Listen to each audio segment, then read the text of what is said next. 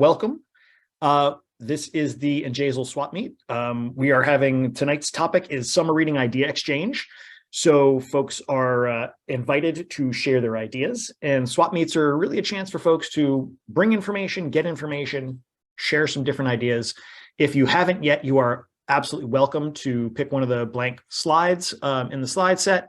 And you know what, let me take a second and throw the link for the slides into the chat, just in case if somebody didn't get it for some reason, you'll be able to. There you go. So if you want to add a slide, you're more than welcome to add a slide as we go along or later on. So yeah, I guess I'll kick things off, and then once we've finished up the evening, you will be getting an email with a link to a little post-event quiz that when you complete it, we'll send you a PD certificate for 1 hour of PD. And kind of that's how things are going to roll. So before we get rolling, any questions, thoughts, concerns? So far, so good. All right. All right, then. Just thank you for putting this together, Steve. Oh, my pleasure. It was, I mean, this group effort. Chrissy has been invaluable in helping get these PDs together the past couple and the next couple. And who else was working with us, Chrissy? Anastasia. Thank you. I don't know why I just blanked out there. Just won that scholarship. Yes, which is awesome. So glad for her. So yes, thank you very much to everybody who helped. And speaking of, let's get to what people had to share. So I started with something that we've been doing for a couple of years at my middle school called SATS Recommends. We're the SATS school. So we put together a slide deck every year, and basically it's like, what are the teachers reading? What have they read that they liked, and what are they going to read or they're looking forward to reading this summer? And we put in some links for different resources like the summer reading program that they have to do. And then it's just different teachers kind of say, here's the things that we liked. And we actually make the covers into links that go to Goodreads. So if somebody is interested, they can follow the link and get more information about the title. So although that one's not right, well, we'll have to go back and fix that. But this was the one from 2022. And we get quite a few teachers from a lot of different disciplines that end up sharing, which is awesome. It kind of shows the kids it's not just ELA teachers. And we've been doing it since 2016. One of our ELA teachers started doing this back in 2016. And I've kind of glommed onto it, and I kind of help her out just getting things technically set up, and she shares it out with the staff and stuff. And we're working on our most recent one. We haven't actually gotten any further than updating the theme, but we're going to be going through and adding books for everybody who wants to add books. And it's voluntary, so it's something that nobody has to feel like they're getting pressure to do it. If they don't want to do it, that's fine. If they do want to do it, that's great. So it gives everybody sort of lots of leeway for how they might want to roll with that. So we got that. We also, our summer reading project for the students is they basically have to read a book, and when they come back, they have to persuade other people that they should read the book too. That's the entire assignment. Persuade people that it's a good book. And so we give them some suggestions on, like, here's some ways that you can persuade. We put together a site that has like suggestions and, things to think about. We've got the rubric for how they're going to be scored, which is really just basically, did it seem very persuasive? Did you talk about the content of the book? Did you express yourself clearly in whatever media or mode you decided to use? And how original were you versus how much did you just kind of like copy and paste pictures from other places and just, I'm done, So it's usually a real easy intro for the students and for the teachers to kind of get used to each other and get a sense of sort of where everybody's coming from. And one of the best parts is, as the kids, we usually have the kids present them to the classes. And while the kids are presenting, the other students can write down like, oh, that sounds cool. So they're actually building up a reading list to help them as they go along. So it becomes not only an assignment and a chance for the teachers to kind of get a little bit of a sense of where the kids are coming from, but it's also a great buildup of reading material. And the high school does something a little different. That's our middle school program. the high school have constraint free choice. They have some themes that are covered in various years of the ELA program, like 9, 10, 11, 12, each have their own themes. And so they have to read something that relates to the theme in some way. And then they have to either do a photo essay or a thematic essay or a quote analysis. And they've got the rubric with them so they can work on it as much or as little as they want over the summer. And it's just a real, again, pretty basic, pretty straightforward. We're not trying to make the kids go nuts. We're not trying to make the teachers go nuts, but it's a great way to give them some choice with assignments that would otherwise be maybe a little more constrained. So we try and give them some options there. And then one last thing I'll share is this is something I'm still in the planning stages of, but I think I'm close to rolling it out. I'm going to try and let kids borrow 5 books for the summer. And I don't know how many kids I'm going to get interested in that. We'll kind of see. But I'm going to have them basically sign a contract that says, yes, I am responsible for these books. And I figure I might give them like maybe some sort of printout of, okay, you borrowed these books. Here's what the total is if those end up disappearing. So we'll see. I don't know. I think it would be great to give the kids the chance. And where it goes, I don't know. I think a lot of the kids probably have book resources, but for the ones that don't, maybe this is a way for them to have some possibilities, some options that they might not otherwise get to. Oh, this one, actually, Beth Raff, I don't know if you want to talk about this because you sent this to me. Sorry. This was the ASL.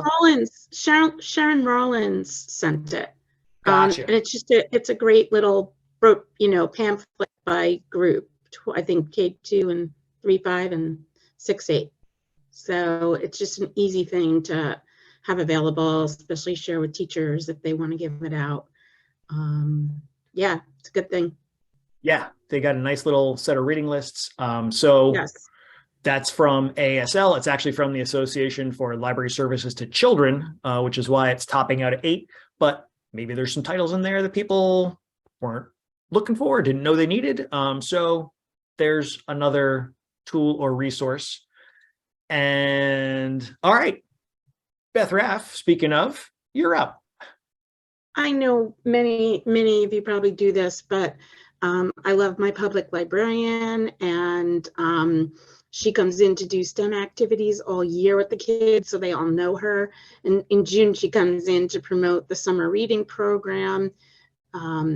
There's a contest between our elementary schools. There's 10 elementary schools in our district to get the highest percentage participation as well as the most number of minutes read, and they give a little trophy. And my principal's very competitive, and so she encourages the kids, offers them a prize if we win. We've come in second in the past 2 or 3 years. So we're really going to make a push this year to come in first. But the kids love that program because they get prizes. They record everything online. It's very, very simple. Nice. We're kind of going along quick here, but before we go to the next one, Kate asked if any of our staff are concerned about being targeted for their book recommendations. It hasn't been an issue in the past, and we haven't rolled it out to the staff for this year yet. So I don't know. We'll see if there's any sort of, if we get a lower buy-in rate. One other thing that I do with the staff for book recommendations is I do a weekly newsletter, and there's a page that is library book of the week, staff recommendation, student recommendation. And I had a staff member who put in a recommendation and then wrote to me separately and said, oh, you know what? I don't know if that's one that maybe should go in the newsletter. I was like, okay, that's fine. Like, it's not a problem. So I think people are maybe a little more thoughtful, ? About what they're sharing and what they might want people to see as far as their personal preferences go. But they are personal preferences. They are, adult reads, and they're not necessarily meant for the kids. So that's another thing to sort of bear in mind. It's more to show like, yes, we all enjoy reading and we might read different kinds of things. But I don't know, I guess, like I said, we'll see. We haven't gotten there yet. So I don't know. Chrissy, you want to tag in and tell us about your book tastings? Well, speaking of the suggestions or the recommendations like from teachers, so at our school, because I have grades 3 through 5, we do ours as grade level recommendations. So the kids vote on like a Google form for so they nominate some books, and then we kind of take the top 10 from there and make a 3rd grade recommends, 4th grade recommends, 5th grade recommends. And that way they are definitely appropriate for the kids. But then also I can kind of weed out the ones that I know teachers use as classroom reads, and they prefer not the kids not to read ahead of time. Obviously you can't completely stop that, but I at least don't put that as a recommendation if it's going to be part of the curriculum the next year they're going into. So I do remove those. But then so this year, kind of piggybacking off Beth, we also have the public library visit. This is our first year, well, my first year working in the school library that the public library will be visiting. Back before COVID, I was on the other side of things, and I was the public librarian who was doing the visiting. And then during COVID, I switched to school librarian, and since then they've only ever done videos each year. So this is the first year they're coming back. So they're going to do assemblies with each grade level. But then I also thought during that week, I do a hybrid schedule. So I have a fixed week schedule, and then I have a flex week that's sign up. And so during my sign up week, I'm going to be doing a book tasting in the library. And so I've already started collecting books from the public library, like just checking them out on my card or my son's card or whatever, and plan to have at least 10 per table. So the kids would basically just do a book tasting, but it will all be public library books rather than our school library books, because at that point we're not doing book checkout anymore come June. And so I'm trying to like get them away from our stuff because they're not available over the summer. So like, hey, make a wish list of things that you like from the public library, but then also give me some suggestions for purchase. Like, hey, we should really get this for next year, because then I can put together my order that I'm going to place in July or August, and I have a whole list already of things kids are already excited about. So that was my idea for the public library book tasting. And then I think the next slide is me as well. So if any of you definitely have, although actually I was going to say younger kids, but actually I believe the school district that Shannon Miller is a part of is actually up to grade 12. So I know some of this stuff is for older kids too. But she partners with Capstone, if you're not already aware of that. And they put together this whole summer camp adventure, which is completely free. It starts like it's already, you can click into it now. So it starts in May and it goes through like the middle of September that kids can access it. And each week it's a different theme. I actually was able to access last year still too, and it was still there. But it's, if you know Shannon Miller, it's kind of her choice boards. But it's all different stuff. And so the kids were really into it last year, doing that. And it's already there for you. Like you literally do nothing. You just put it out there and it's good to go. It even includes a family letter. So you can, teachers or whoever can send home the family letter, and that could literally be your entire summer reading thing.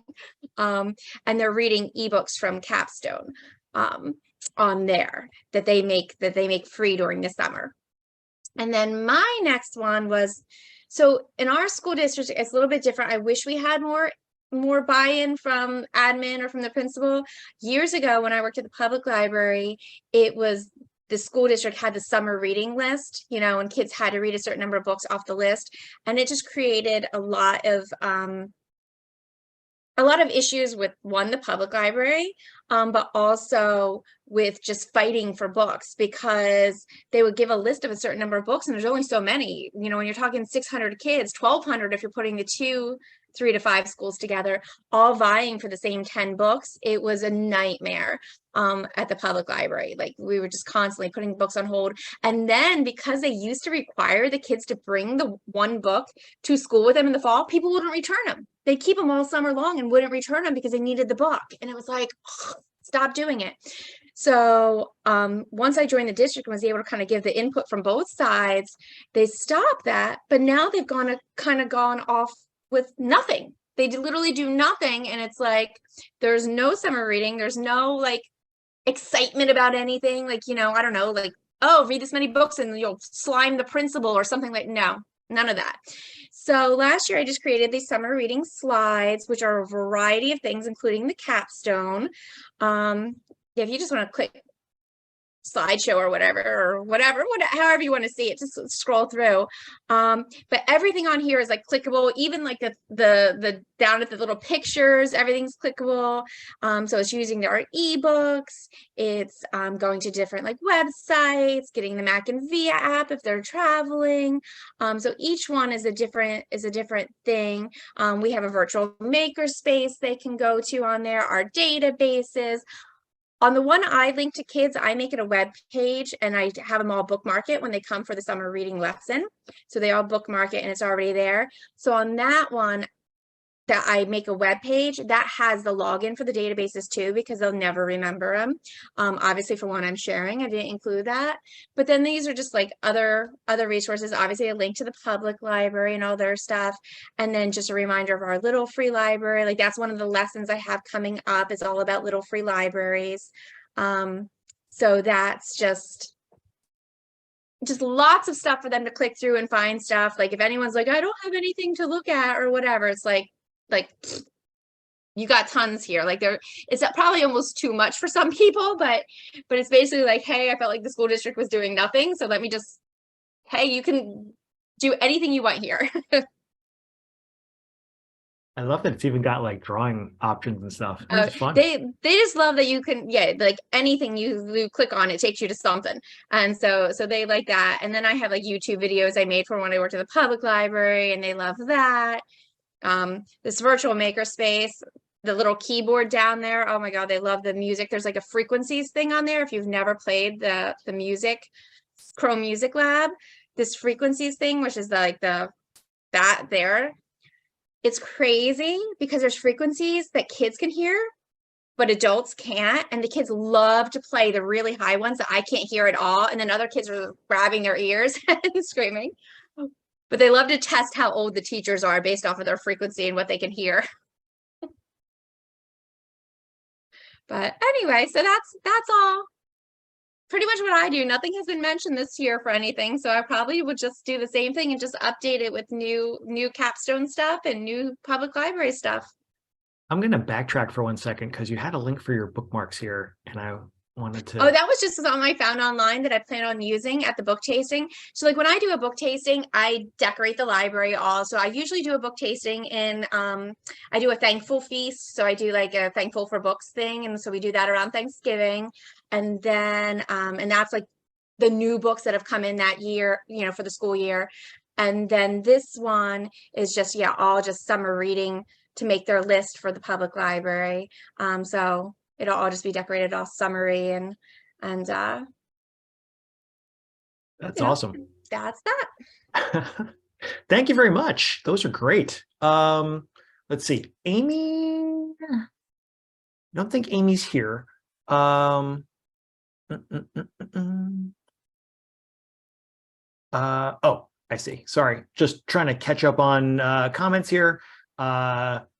Chrissy got a thumbs up from Lisa, really enjoyed that. And Beth Raff is mentioning Little Free Library, Shannon Miller project, where kids send her photos of themselves during summer vacation at Little Free Libraries. What a cool idea that is. Have kids do like a little summer photo tour with their books and show where they went with their books or where they read. Love it. Let's see. So I don't think Amy King is here right now, but that's okay. So she shared the Medford Education Association Summer Reading Launch Party. What a cool idea. So from 5:30 to 7:30 p.m. at the library, they've got water ice, book recommendations from teachers, library card signups, summer reading program, book raffles, selfie station. This is great.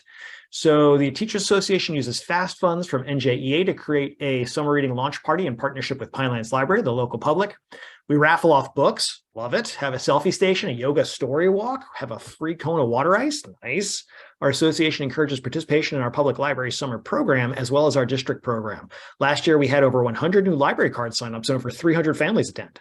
Woo, that's awesome. And what a great idea. I mean, think about what a great piece of connection with the community that is for the teachers and the teacher association. Man, I love it. Promoting literacy and getting connections. Let's see what else we got. So Christina Holzweiss had shared on Twitter a set of slides from Canva, and it's got about 1 billion things in it. But it's very it's a little bit like what Chrissy was showing us, in that each of these things is sort of like links, or a lot of these things are linked to different stuff. So it has all sorts of different reading resources, reading tools. If you're a 13 and above teacher, ages 13 and up teacher, and you're not using sync audiobooks for teens, they give away 2 free audiobooks every Thursday for 14 weeks, 28 free audiobooks. And technically you're borrowing them, but you're borrowing them for 36,000 weeks. So you'll be okay. And there's all sorts of stuff. And she also, if you didn't see, she shared her countdown to summer reading slide that shows like how she did this, and you can actually get a copy and edit your own. So you can set it for like, what's the last day that books are supposed to be returned, and have a countdown going on a website, or you can send it like, you have to send a link to the actual live Canva slide for this, because it's not a video, it's or a GIF. It's actually counting down the date until it hits. And she's got one for just book. Let me go back to this for a second, because I think it's here. Nope, that's the wrong one. Maybe I am just misremembering, or maybe it's actually, let me try this. Okay, it's not. But she also shared a different tweet about how to use this, my countdown, tickcounter.com, with Canva to create this kind of customized countdown. So she's got one set for June 1st that I literally just copied. I took out her Bitmoji and I put mine in, and was like, here you go, gang. So it was already set and ready to go. And she was sharing it out the other day. So tons of great resources there. So if you're looking for something, that might be a nice little in the back of your pocket, in your back pocket, ready to go sort of thing. Lisa, do you want to jump in and tell us about your summer reading challenge? Yes, I am going to start with a little disclaimer. We've been doing this summer reading challenge, I can't tell you how many years now. And unfortunately, we've had a drop in participation in terms of people sending in pictures. It's all based on a picture. And it's just, I attached 2 examples there, like it's level 1, we will pick a theme read around the world. So take a picture of yourself reading a book from a different country. And then level 2 is take a picture of yourself reading a book from a different country at the Old Tappan Public Library. And then level 3 is take a picture of yourself reading a book from a different country at the Old Tappan Public Library with Miss Tracy, the children's librarian. So it's nothing difficult. It's just real simple, but it is amazing. The first year, we used to get tons of pictures that they'd come to school, I'd hang them up for the beginning of the school year so the kids could see each other and what they read over the summer. And unfortunately, we've had a drop in it. So I shared it because it might work better in somebody else's district. I'm not sure why we're not getting the pictures. We even incorporated a social media portion of it, like, tag us on Instagram and put this hashtag to go along with our summer reading challenge. And even that, we didn't get a big turnout, although in theory, it really is a fun activity. This past summer, we even included what our mascot is, the Squire. So the bonus was take a picture of yourself with the Squire reading anywhere that you go on vacation, even if it's vacation in your backyard. Yeah, thank you, Steve. So they had to cut out the little Squire and include it, with a picture of themselves. But like I said, in theory, I really love this idea. I just don't know why my district is not participating like they used to. So I don't mean to it's a positive and a negative altogether. So that's one of the things that we've done. Our classroom teachers do a lot of, I'm sorry, I'm a pre-K 4 school. I forgot to say that. I teach pre-K 4. Our classroom teachers do a lot of reading incentives. So I don't know if that has anything to do with it also, that the kids each have like individual ones within the classroom. So we're not getting as much of feedback, but anyway, hopefully it'll work better for somebody else. Yeah. And I wonder, I mean, if there's classroom teachers doing it, I wonder if you could sort of draw them in and say, hey, if you're doing it for class, you could also just add, real easy, add a tag or something like that. But I love this idea of getting the kids physically engaged with the reading and having some fun with it. On the shield here, it says TBD, to be determined. No, we are the T. Baldwin Demarest School. So we're TBD, and our middle school is the Charles DeWolf School, and they're CDW. Gotcha. Sorry, Yeah. I saw it and I was like, no, most people would, if you were out of district, you would think it's to be determined, but no, we're TBD. That's our short name. I recently saw a picture of it was like a restaurant, and their menu board was clearly a piece of clip art that they had gotten because it said fill in text here on the board that they had printed for the restaurant. And I was like, but. Can I actually share a funny summer reading thing? So when I worked at the public library, we always refer to summer reading as SRP. It's the SRP, so we're talking about it like come January, we're planning performers and it's on your brain for, January through August. And so then my husband is in the military and he's constantly talking in acronyms. So he's going on and on talking about this SRP. And then finally I'm like, the Army has a summer reading program? And he's like, no, it's soldier readiness and preparedness. And I'm like, I don't know, if you say SRP to me, that's summer reading program. I love it. So Lisa, did you want to talk about Mac and Via? Yes, I'm sure you all have Mac and Via, and well, not that you all have it, but you're probably familiar with it. And I try to do a big push, especially over the summer. You're going on a trip. Do you want to take 12 books in your suitcase, or do you want to download them on your tablet? And, I do work in a very upper middle class school district, so my kids have a great deal. So I try to encourage them to check out the books and say, you're home. It's a rainy day. You don't have anything to read. Hop on the computer. It's right there. You can get an ebook, get an audiobook.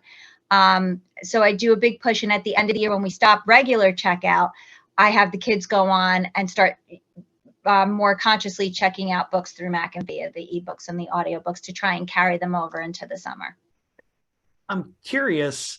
I know that in my school, my Mac and Via use tends to be pretty low, like just generally. And even when I'm trying to push it, I don't usually see a huge bump. Do you see that when you are able to, and maybe we've got very different populations too, like age wise. So maybe that has something to do with it, but do you see that it gets more use during the summer? I have certain kids who are my top customers. Mm-hmm. I encourage everybody to check out. We check out during class time. Not a lot of kids do come back to it. And I send the directions home to the parents. I share it with the parents through the school newsletter, through our Instagram account, through Remind, sending them a little thing. And yeah, it not as good as I would like. Not as good as I would like. Yeah. Can I actually comment I think especially with the little guys, they like having a book in their hand. It's still kind of abstract, this whole read an ebook on the computer or listen to an audiobook. One of my fourth grade teachers has definitely jumped on board this year, and she has her kids using Mac and Via regularly in the classroom. So I'm hoping to see a little increase with her supporting it as well. But yeah, same thing, Steve. Yeah, I find that with ours, I have a similar thing, except kids are used to using Epic during the school year. And so I try to sell it as like Epic, because Epic isn't available for free in the summer or after school hours. So I try to sell it as that. But I've also found that our biggest, if I go and look at what they look at all the time, it's the graphic novels or the picture books. They don't like chapter books as an ebook. And so I don't even buy them anymore. I try to avoid them because I feel like they don't look at them. So it's just the graphic novels is really their biggest thing. I actually consider the Comics Plus subscription just because of that, because that's all they really care about is graphic novels or manga. And then also talking about, like, when you were talking about your demographics of your school in terms of socioeconomic status, for those of you who do have lower income schools, if you haven't been part of, if you haven't joined First Book, definitely join them. They have open ebooks, which is free. You can get up to 500 codes for that. And if you have more kids in your school than 500, the teachers can get the codes for each student. It doesn't have to be just the librarian. It can be anyone through the school district. So you can get open ebook codes. Before, I refrained from it because it didn't work on Google Class. I mean, it didn't work on Chromebooks. And I'm like, I'm not going to give them something that doesn't work on the device we provide. But now it does work on Chromebooks. And it also works up to 5 or 6 devices at home. So it could be on parents' cell phones. It can be on tablets. It can be on any of that. So if they are going somewhere, they can download a book and they can have it through open ebooks for free if you are a Title I school or Title I eligible. That's a great tip. Chrissy. Thank you. That's fantastic. Yeah, that's amazing. I do have to say with Mac and Via, I don't purchase. I'm part of the consortium, so it's a really. If you don't know about it, it's an amazing deal. I pay, I think, $500 a year, and once you get the ebooks and audiobooks, you keep them. Like, you could, even if you don't join the consortium the next year, you get to keep all of the books that you have. It does work like the public library, where sometimes kids have to wait for a book, but not very often and not very long. So even though I'm still not getting the buy-in that I would like, I feel that for the price, I'm still willing to go another year or so and to keep trying to build that up. And I found that with the Mac and Via stuff on, and I don't know if it's just on our system or not, but if the kids read it without checking it out, it remembers where they left off and stuff, but then other people can look at it too. So if you can kind of like, hey, maybe don't check it out, maybe just read it and enjoy it, in Mac and Via, that might be That's a way what for I try to explain to kids too. If it's a chapter book, check it out. If it's not, just read it on the thing. But actually, thinking of that with the consortium, one of the things I just realized the other day, though, because this is our first year using it was 2020 with COVID. And I wasn't even thinking until the other day, I realized not so many, we still have a lot from the consortium, but quite a few of them were subscription. And so I had to manually delete them out of Destiny because Follett does not have a way to run a report and see which ones have expired unless it's their own ebooks. If it's Mac and Via, or if it's like through Mackin or the consortium, you can't run a report to do that. So I had to manually delete a few hundred of them that were no longer available because the subscriptions, they were 2-year subscriptions. Oh, I hadn't had that many that expired. And I guess, I don't know, that's weird, unless I'm not looking in the right place. Yeah, I only knew because I was clicking on, because the Dogman ones are like our most popular, and kids were telling me they couldn't access them. And then I'm clicking and I'm like, oh, well, wait, let me go back. So then I went back and I looked at the spreadsheet that you get like to see what's on there. And I realized the entire Dogman collection was all subscription, 2-year subscription. Same thing, Diver Wimpy Kid was a 2-year subscription, Narwhal and Jelly. A lot of the graphic novels, unfortunately, were 2-year subscriptions. So I had to go and remove them, but still, I mean, for 2 years for the cost, like, I mean, there's no way you could do that. It's $129, I think, just for the Dogman books for a 2-year subscription. So like just them, that $500 is worth it. Yeah. And for what it's worth, I use Accessit as my library management system, and it actually can connect to Mac and Via. And every day it gives me a little, here's what's new, here's what's gone, and you can click and go and see. So just saying, if you're looking for a new management system, maybe Accessit. Well, I do know at the last meeting on Destiny updates on Destiny Discover, they are talking about a better interface between Mac and Via and Destiny, because right now, when you look, like I have my, God, my brain is fried. You know, when you go on the page and you could see like, here's just added books, here are just ebooks. And right now, when you bring up a Mac and Via book, it doesn't let you know if it's in, if it's not, what the deal is, but they're supposed to be changing that with the newest update, is that you're supposed to be able to see, just like your books on your shelves, the Mac and Via books, you should be able to see if they're available or not through Destiny Discover instead of having to go into Mac and Via. Yeah, we get that in Accessit. And since Follett bought Accessit, I'm not going to be surprised when they start importing features from one to the other. But yeah, hopefully that happens sooner rather than later, because Accessit's got a lot of great stuff. Do you want to tell us about Family Reading Night? Yeah, so this is something we do October through August. We actually don't do it in September just because it's always the first Tuesday of the month, and it just gets a little crazy at the beginning of the school year with that. But we have the first Tuesday is Family Reading Night. No homework is assigned, no tests are the next day. There's nothing going on. It's supposed to be a night just for families to enjoy reading. And each month has a theme. I included the June, July, and August flyer. Just encourage families to, you know, join, to get together for reading. Like April was Poetry Month.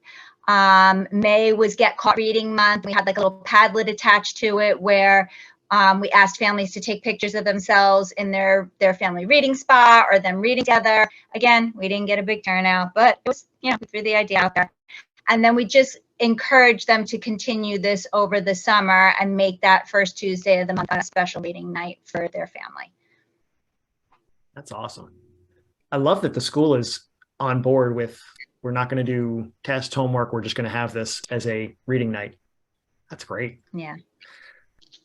Oh, and you got pairing with the public library? Oh, yes. We make sure that we originally, I think it was like the first Monday, but our public library isn't open late on a Monday. So we changed it to a day where the public library is open later. And they know it's the first Tuesday of the month, and they kind of try to promote it there too. Nice. Oh, I'm sorry. Oh, and this builds on what Beth was saying before. Our public, Miss Tracy, our public librarian, children's public librarian, she comes in at the end of the year. We do an end of year assembly, and she always does a little presentation about the summer reading program. She'll have the teachers participate in an activity or do some fun skit, or she'll dress up in something silly or whatever to go along with the theme, and introduces the program to the kids at the end of the school year. That's awesome. I'm sure everybody here probably knows Jess Donovan from Mackin. Before she was with Mackin, she worked for Barnes & Noble. She worked for the Barnes & Noble in my district's town. And for a couple of years, she and a colleague would come to the middle school, and we would have Stump the Book Lady Day. And they would have a slide deck with like, I don't know how many books. And the two of them would go like, okay, so what kind of books do you guys want? And somebody would throw out like, I like horses. Okay, great. Here's a horses book for you. And like, they'd give them like 2 or 3 different suggestions. And everybody just got so into like trying to stump the book ladies, like turning it into a challenge definitely is a great way to engage the middle school mind. So makes a big difference when you've got the people who are really enthusiastic about what they do. Amy Penwell said she was unfortunately unable to make it here tonight, but she wanted me to mention her what she's got to share here. She's got her Library to Go Google site, which is a holdover from COVID stuff. And it basically is an easy way to share information. I've actually found using a Google site to just put a bunch of information out is so easy. It's such an easy lift, and it's so easy to incorporate stuff into it. So I completely agree with her that a site is a great tool for that. But I love that she's kind of cut it down to be a little more specific. You know, during COVID, obviously we kind of all threw whatever we could get plus the kitchen sink at it, and to kind of curate it a little bit more, I think makes more sense for our kids these days. And she's got like some great facts here. And then she's got the summer reading lists, these are the ones that we were looking at from ASL or ASLC before. And she's got Epic with their class code and stuff. So Sora, Mac and Via, all these great tools, and kind of broken out by grade level so that the kids can kind of find the things that might work for them. So that's a great idea. And she's got info about Sora and Mac and Via. Love it. Love it. Love it. And detailed Sora help for those folks who get stuck, which is great. cannot beat a GIF or a video to help people understand what's going on. And oh yeah, so Amy had shared about this year-end book swap too, and she was very, very excited about this. She said she has great buy-in. So she wanted to keep books in kids' hands, even though the end of the school year, you kind of have to wrap things up a little bit before the end of the school year because you got to get all your materials in and make sure everything's accounted for. So what she would do is she would have a year-end book swap where she'd invite people to bring as many books as you want in and trade them for that many books in return. And she said that she would add weeded stuff to what was available so that she could kind of move some of the weeded stuff out. And she kind of gives a little bit of a breakdown here of how she goes about it herself. And I did something like this last spring, and it was the kids who got into it were so into it. It was great. So it's something that I meant to do this year, and I just never found the time again. But I love giving kids the opportunity to trade books, especially the kids that, like, you've got those kids in your school that read a book a day and they read them once and then they don't look at them again, which awesome for them. Like, I'm glad that their parents are going to support their reading like that. But some of the parents would be glad to ship in whatever books you would be willing to put out for other people to take advantage of. The one thing that my co-librarian pointed out when I was getting ready to do it last year was it's a good idea to kind of flip through the books and make sure that whatever you're taking in, and I had a drop off the week before the actual event, so I could kind of go through and make sure that the books were in decent shape. They weren't going to be, gross or grody or whatever, and that they were, relatively relevant to the grade level. So it's easy to do. The prep time, for me, the hardest bit was just making sure that the information was getting out there as much as I could so that folks would get the books in. And we got a pretty decent buy-in for a relatively short turnaround on that. And I love that Chrissy puts her deleted books out for the kids to get their hands on. That's awesome. Let's see. Tracy, do you want to tell us about your summer book bag? Sure. So full disclosure, I am not an idea person. So as you can see, this is kind of inspired by what Mackin does for their summer book packs, which I just got the email about like a week or two ago. And I thought that's such a great idea. Like I should, try to get something like that pulled together. But I know myself, as well as most school districts in New Jersey, your budget is cut off at this point in the year. You can't purchase anything. So my wheels are spinning and I'm trying to think, all right, how do I make something like this work? So a few years ago, we had done a big Demco order.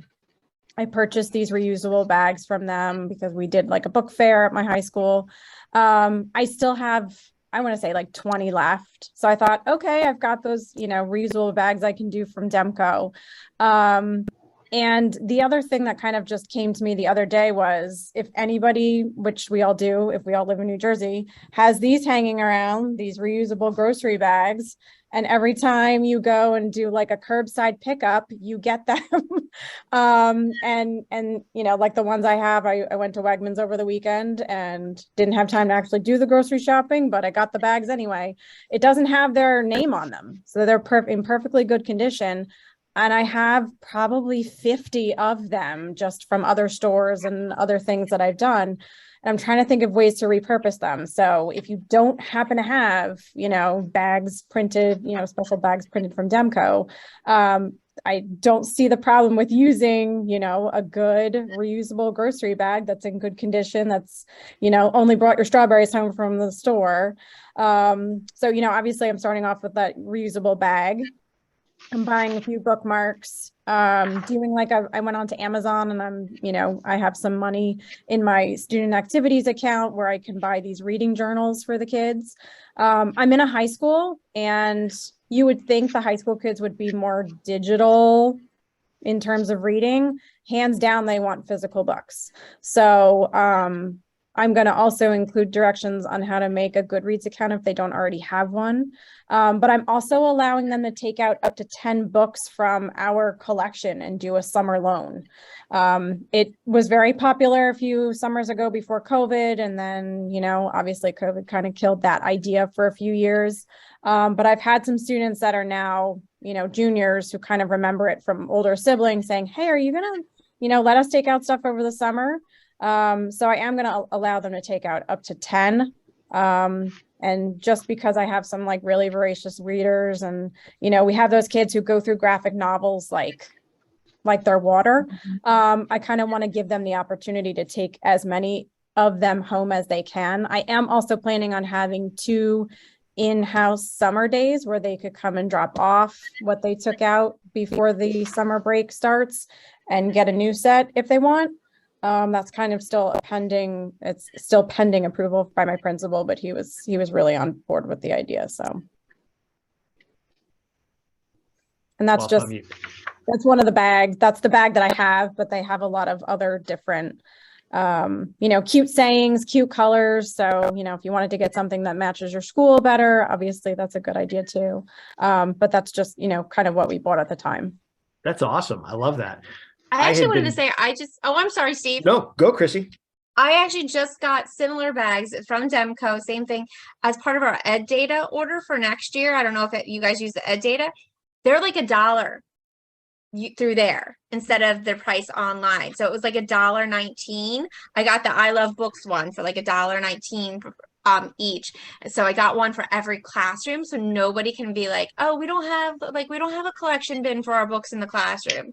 It's like, yeah, you got a bag now. So, but I just got those, and yeah, I was like, not to say that $2.79 is a bad price, but it was like $1. Can't beat that. I mean, that's insane. And I love the idea of using the ones from that you get from grocery pickups. I had been thinking about putting in for a grant to do book like every reusable book box sort of things, like along these lines. For the reading journal, I'm curious, what is the reading journal like an actual physical journal, Tracy, that they have? Yeah, so I went on to Amazon and I did like a few different searches. Like there was like reading journal was one of the searches I did. I can't remember what the other book journal I think was another one. But there were ones specific, more geared towards high school students. Like there were ones for younger kids that, you know, the font was bigger. It was only asking them a few things. But, you know, in terms of like what I want them to take away from, you know, the book that they're reading, you know, like favorite quotes, themes throughout the book, that kind of stuff.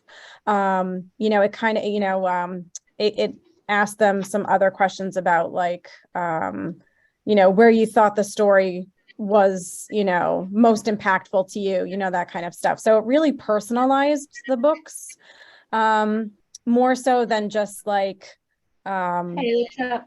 you know, some of the things that they can ask to do, you know, like for other summer reading projects. And I think that's kind of why we steered away from summer reading. The whole summer reading program doesn't exist at my school anymore. And it was because kids would just have these, like, you know, they go pick a book because it was easy. They do a, you know, half-baked assignment because, you know, they had to do it. Whereas, you know, I know not everybody's going to do the summer book bag. I'm sure it's just going to be a handful of my big readers, but I figure if I can get like a slow burn, a slow start this summer and kind of like just build on the love of reading, you know, get kids back into the libraries and that kind of thing. You know, that's really what my goal is. You know, I'm not expecting, you know, all 800 kids to come and show up and do this project, but if I can get 10, you know, that would make me happy. Oh, absolutely. That's 10 more than the 0 that would be doing if you weren't trying this. I love it. And Kate, you say, because of Tracy's book journal idea, I reached out to our print shop to see if they have already created one. When you say print shop, would you mind elaborating on that? Does your Not at school? all. So we have a district print shop, and they will print curriculum materials in black and white on loose leaf paper. Like each site has a budget for that. But if we want more in-depth stuff, they will take those orders, and we have to get permission from our admin to use site budget money for it. But They just created stickers for us. And so I think I'm going to do library stickers through them next year. These were Chromebook stickers. And so but I was looking through their sheet and booklet is an option. And I was like, ooh, I know they'll take my Canva design. So I was like, could I create my own book journal and what would that cost? Because I'm more likely to get my site to pay for that than an Amazon order. So.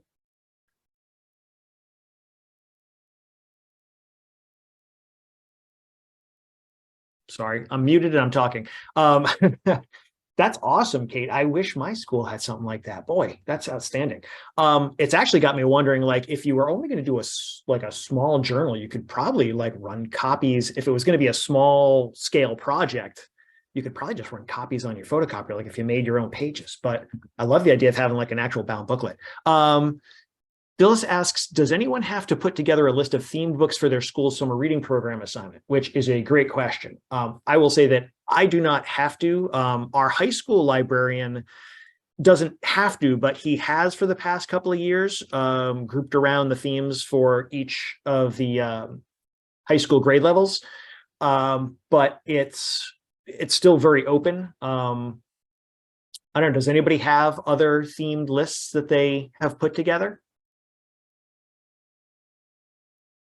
We can circle back around on that. No, really, I appreciate any input you guys have. Your posting came in very timely because I was tasked with, I work at a middle school, so I was tasked with putting together about 20 to 25 books for each grade. The sixth grade has a theme, neurodiversity. The seventh grade has African American or API, Asian Pacific Islander, and then the eighth grade has Indigenous or Latinx. So I was struggling because I don't have time to read 75 books by next week. So I was wondering if anybody had any resources that I could go to and might be able to, sort of give me summaries and good selections. Can you say that the themes again? It was neurodiversity. So sixth grade is neurodiversity. Seventh grade is African American and API, Asian Pacific Islander. And then eighth grade is, as you can tell, I'm still trying to get a handle on the themes. Eighth grade is Indigenous and Latinx. All right. Just so you know, I don't know if you have access to Novelist or Novelist K through 8. Okay, so you can do searches that way and it'll come up with a whole list of books for you for each of them, for each of the themes. If you wanted to get a list there, but are you looking for one specific that you have in your school or that the public library has, or? No, I think the goal is to have the students either buy it, go to the library, acquire it in some form, because then based on their selection, they have a summer assignment. That's why I like Novelist, because our Novelist is actually through the public library. So when I use theirs, I know that it's books available in the public library. Novelist isn't free. Like, I'm using the public library. So Mercer County Library has it available. And if you have a Mercer County Library card, so that's like what I use. Like, even like I do is that the one that they have a version on Jersey Clicks, right? Oh, they do have that version too. Is it different? Yes, I don't necessarily know. I haven't used that one because I've always used the public library just because I have access to it. But one of the things I liked there was I do a Google form for students. They can fill out anytime during the year if they want personalized book recommendations. And so it's just nice just to go and quick see like a read alike, because I can think of a lot of them. But, if I have the same kid coming back again and again, I like being able to go there and find read alikes or series read alikes. The only problem is it doesn't tie to my library, so it doesn't necessarily mean we have it in our library, but at least I can give them some public library suggestions too. Right. No, that's a great idea. I appreciate it. Sorry, I'm going to also throw a couple of links into the chat that I've got on Goodreads. I add tags to everything I read, and I've got some for neurodiverse. I've got some for Black and Asian Pacific Islander, and I've got some for Indigenous and Latinx. So I will throw some, either get them into the chat or I'll send you an email later with some suggestions that might be useful to you. All right, so sorry, but that's a great question. We absolutely can. You've got some good ideas going there, which is awesome. Kate, do you want to jump in and tell us about your summer reading challenge? Sure, I can. We did this last year. It's a board game. I took the idea from somebody on Twitter because that's where the best ideas live, and made it our own. For every kid who picked one up at the end of last year, I had a Google form where I just entered in, I think, their ID number. And then if they returned it at the beginning of this year, they also got another entry in, and then we drew a winner from that. Did not have a whole bunch of participants, but I literally launched it our finals week. So not the best timing on my part, and getting kids to come in during finals week can be a little difficult. So but I love the design. It makes me happy. It made our kids happy. I'm at a 9 through 12 high school. So This is awesome. Man, I'm sorry. I'm reading through all of the options here, all the possibilities. This is cool. Very nice. Thank you for sharing that with us. you're welcome. And I wanted to give them things they could do without requiring a monetary commitment from them. That's kind of my big bet is I don't know where my kids are coming from. So I should not be doing anything that assumes that they have access to food security or economic security of any sort. Yeah, no, that's a great point. Nice. All right. And I don't know if Meredith here. I don't think Meredith is here. But she shared that her district has a district-wide Beanstack summer reading challenge, summer story time, online story time for families, and summer school camps and programs. That's a great idea. Virtual book club for intermediate and middle school age children. Students rather. I had really great success with a virtual book club a while back, before pandemic actually, and we were using. I'll have to find. I had a whole little setup going that worked really well. I think it was through Remind. It was sort of an ability for them to be asynchronous and do that. District mobile library. That's awesome. Weekly social blast of favorite titles and databases. Ooh, that's a good idea. That's an easy one to set up too. You could set up like auto email to send out like, hey, here's something to think about. Very clever. Love it. So many great ideas. All right. And I think that gets us to the end, which actually works out just right because it's 7:01 and that is an hour. And I don't want to keep anybody longer because I know that we've all got dinner and families and whatnot. So thank you so much for coming. Thank you so much for sharing. Hopefully you're going to be able to walk away with something useful or that you can share with others. Yeah, hopefully we will see you at our next event. We're going to be doing a Midsummer Night's Bring Your Own Book, where we're just going to bring some titles that we love and share titles that we love. It could be professional. It could be for students. It could be just for yourself for a great summer read. So hopefully we'll see you there. And that's it. So thank you, everybody. And we'll see you hopefully next time. Bye-bye.